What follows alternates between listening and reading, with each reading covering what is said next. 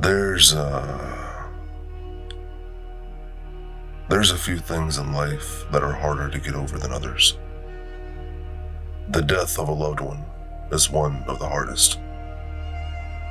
Realizing that the person you love so dearly is gone in the blink of an eye is a heavy weight to so suddenly carry.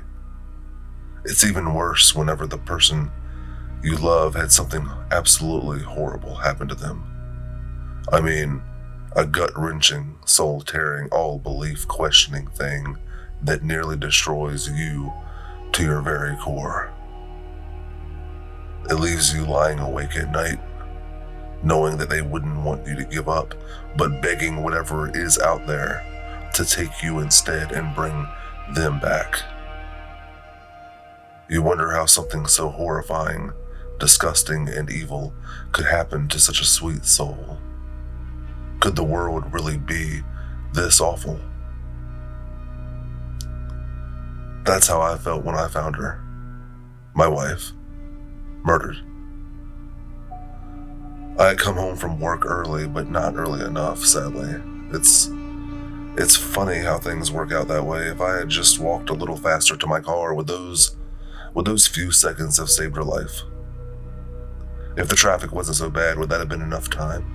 Maybe if I hadn't stopped at so many different stores, trying to find the perfect bouquet of her favorite flowers, she'd still be here. I'm sure she'd much rather me save her life than some stupid flowers that will wilt within a week. She didn't even get to see them. But I was too late either way. When I had walked into the house that day carrying that bouquet that took 3 store trips to find, along with her favorite candy, I knew something was wrong. She wasn't in the kitchen, washing dishes and humming whatever song was stuck in her head that week. She wasn't on the porch swing in the backyard, staring at the birds.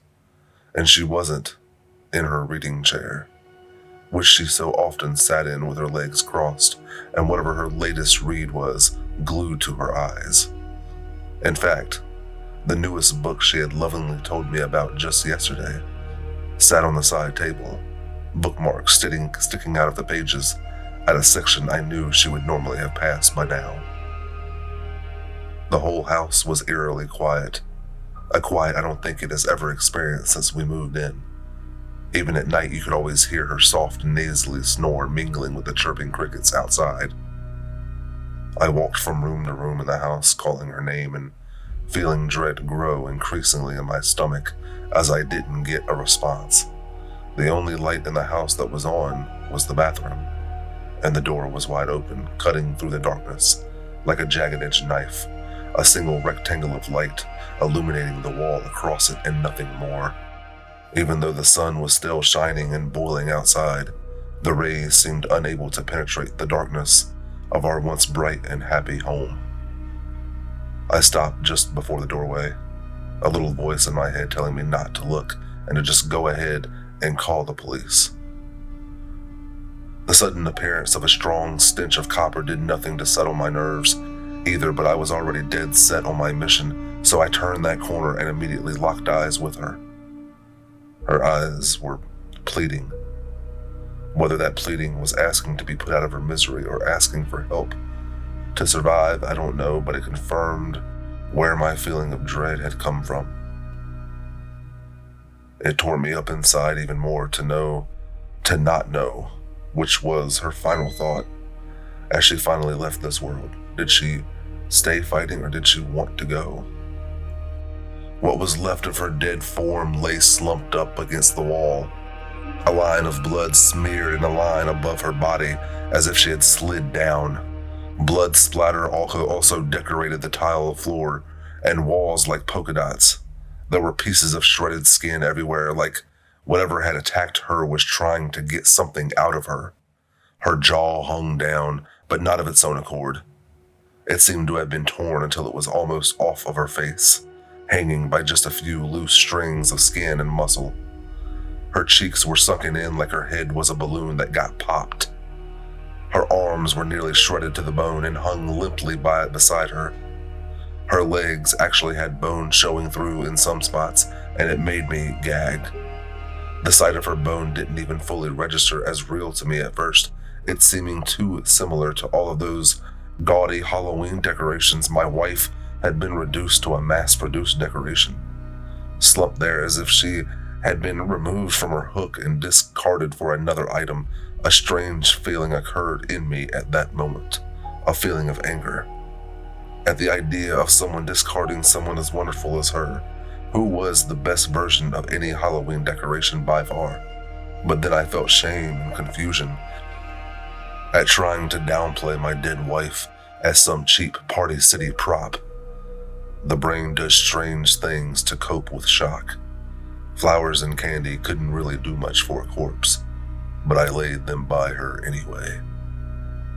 The cops fed me and everyone else in our family some bullshit about an animal attack. I knew an animal couldn't have done that though, because I literally saw the crime scene with my own eyes. They also said the animal had to have entered the house through the open bathroom window, but that window is almost never open. How many animals do you know that can open windows, especially wild ones?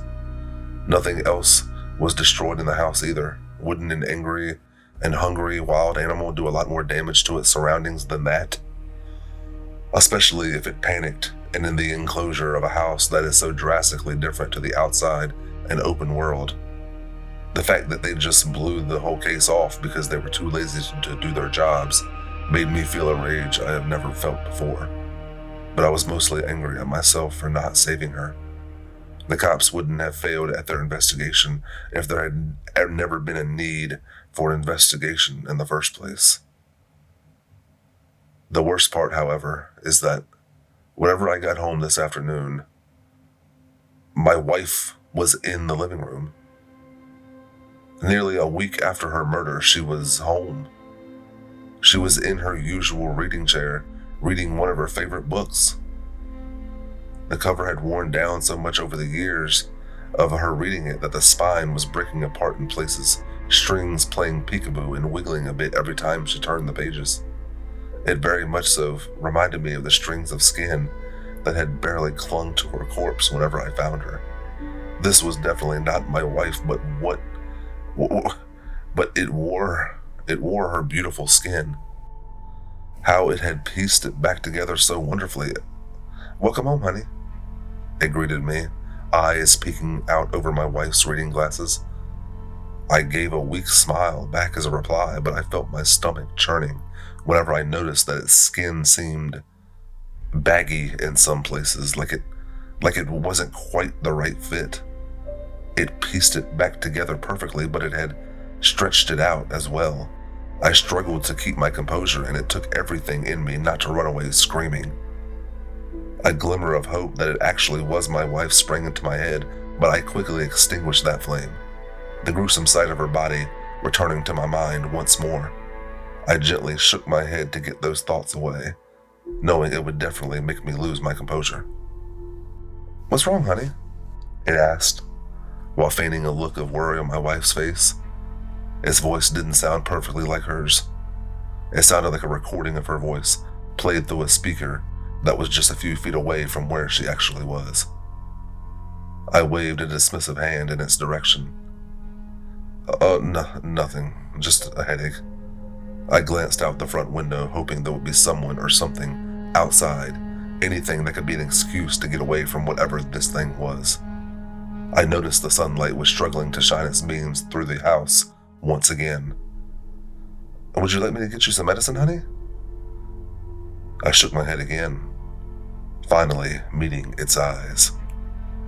Its fake, worried expression was cracking, and I could see another look, a look of questioning. It was wondering if I could tell, and it was actually starting to look legitimately worried. "I'm just gonna go shower," I informed it, giving a small smile. I began to walk down the hall, plans of escaping out of the bathroom window fresh in my mind. My wife didn't make it, but maybe I could. I paused my pursuit of freedom whenever it spoke again. "Make sure you're faster than she was, honey," I turned back towards it. I felt my heart was beating out of my chest. I didn't expect it to actually confirm my suspicions, but I guess it didn't really matter if it was about to kill me. The window should still be unlocked, so you've got a head start. Before I could even finish that sentence, I was in the bathroom, slamming the door behind me and locking it. I heard the sound of the chair rocking back and forth from the motion of the thing standing up. I slid the window open, preparing to climb out. I tried to ignore the spots of blood splatter the cleaners hadn't noticed, focusing instead on making sure my blood wouldn't be the next to be forgotten. My wife would want me to escape, and I needed to remember that to remain strong and keep going no matter what. I guess that's where those few seconds you needed for her went, it continued from right outside the door. I planted my feet on the grass outside, not even bothering to close the window behind me before fleeing. Somehow I could still hear the monster as if it was right beside me, which confused me because I didn't know it could actually move that fast or if it was playing tricks. I didn't have time to finish that though.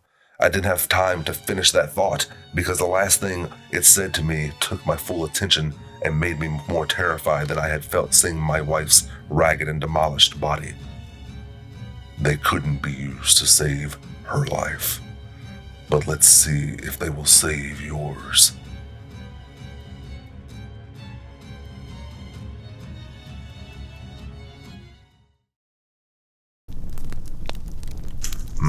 A creature wearing his wife's skin. A chilling tale, if you ask me. I enjoyed that one as well. If you enjoyed it, please give me a like, a subscribe, comment, interact with me. Like I always say, let me know I'm doing a pretty good job and I can keep this going for you. I'm going to start doing storytellings, live storytellings on my Discord, and I'm planning to. A little bit closer to Halloween, but trying to figure out the days. So if you want to hear me read some more, even more than I already do, please go ahead and join that Discord. The link will be at the bottom. And yeah, until then, until next time, this has been Harrow's Edge.